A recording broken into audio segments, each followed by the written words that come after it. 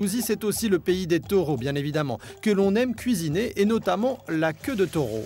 Pierre est un chef français installé ici depuis 5 ans et il en a fait sa spécialité. Disons que c'est une des parties du taureau qui a le plus de goût, parce que c'est très musclé, et où il y a du muscle, il y a forcément du goût dans la viande. Et avec la proximité de l'os, puisque c'est quand même entouré, ça entoure l'os, et l'os et la gélatine dégagent un goût quand même assez fort. Les Espagnols en raffolent? Les Espagnols, ils aiment beaucoup ça. Une fois les morceaux flambés, on les met dans un plat avec carottes, céleri, oignons, ail et bouquet garni. On arrose le tout de vin rouge de la Rioja et on laisse mijoter 2-3 heures au four à 140 degrés. Et voilà comment on obtient une savoureuse queue de taureau à la cordobès. Et pour en terminer avec notre petite revue des spécialités gastronomiques d'Almeria, sachez que la région est également à découvrir pour la richesse et la variété de ses vins. Dans cette bodega, tous les vins sont bio, élaborés avec différents cépages, tels que le Tempranillo, le Bobal ou le Rein Tinta. Des vins de caractère, à l'image de la région, généreux et gorgés de soleil.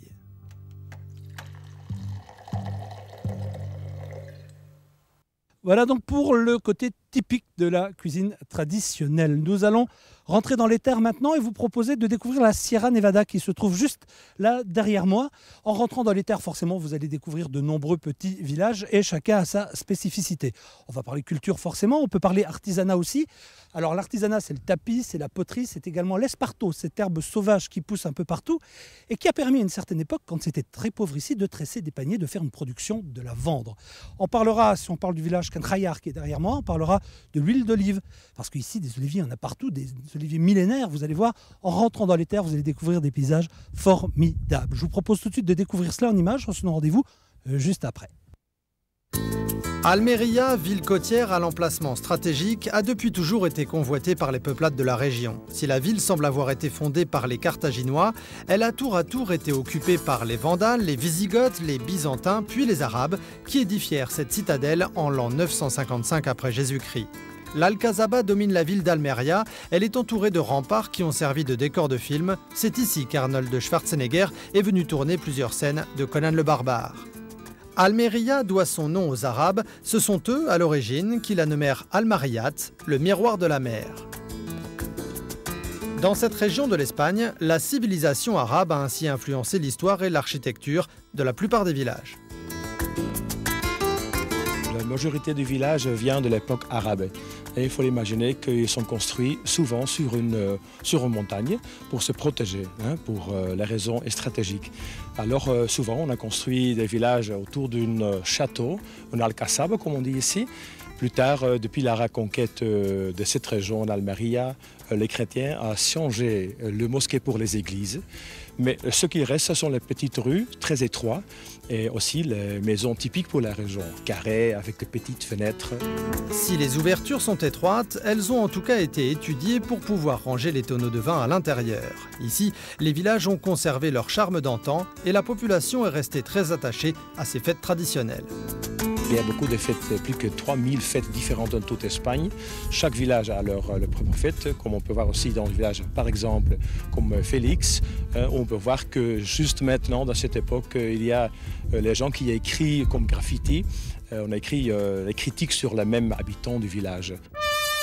Des graffitis sur tous les murs, voilà ce qu'on peut voir dans les rues de Félix au mois d'avril. En fait, le dimanche de Pâques, les habitants ont le droit d'étaler leurs états d'âme sur les façades. Les messages sont souvent directement adressés à quelqu'un. C'est le cas de celui-ci, destiné à Paco. Être maire du village a toujours été l'objectif de ta vie, mais tu n'as rien fait, tu verras qu'on va vite t'oublier. 3 semaines après Pâques, tous les murs seront repeints en blanc jusqu'à l'année suivante.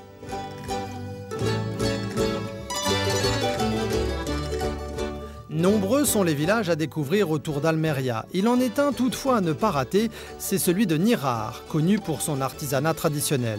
Au début du siècle dernier, 40 à 50 tisserands vivaient de la fabrication de tapis dans le village. À l'époque, la région était pauvre, on recyclait donc les vêtements de toute la famille pour en faire des tapis confectionnés à domicile et vendus dans les grandes villes. Mais comme ça paye par pièce et pas par heure, si on a 1 heure de travail, on peut faire la moitié de tapis et continuer plus tard quand on a plusieurs tempes.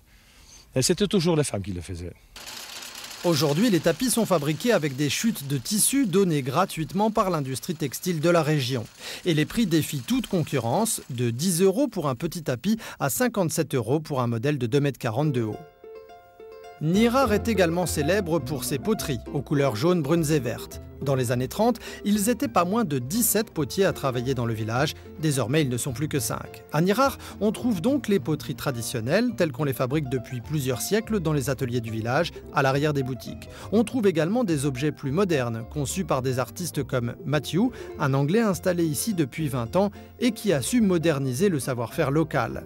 Aujourd'hui, on fait régulièrement appel à lui pour réaliser des fresques murales. Là, il est en train de terminer un travail qui lui aura pris 6 mois. Il s'agissait de décorer la place d'un village. Quand vous voyez la place en direction de la Terre, j'ai fait des scènes terrestres. Et quand vous voyez en direction de la mer, j'ai fait des poissons et des pêcheurs et tout ça. Le résultat, le voilà. Matthew a participé à la rénovation d'une des places les plus charmantes de la province d'Almeria.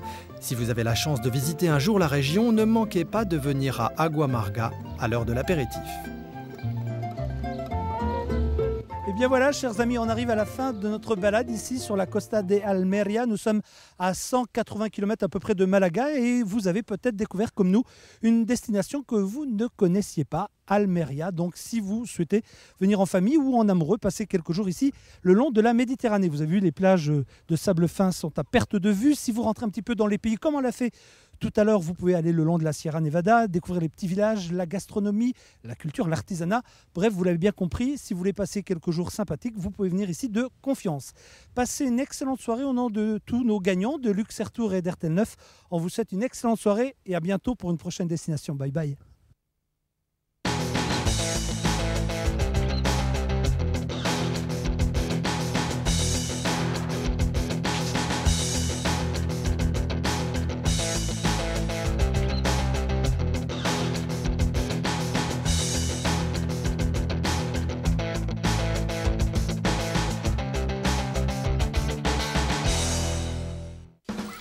De divertissement pour toute la famille, ça se fête. Walligator vous a présenté Bienvenue chez vous.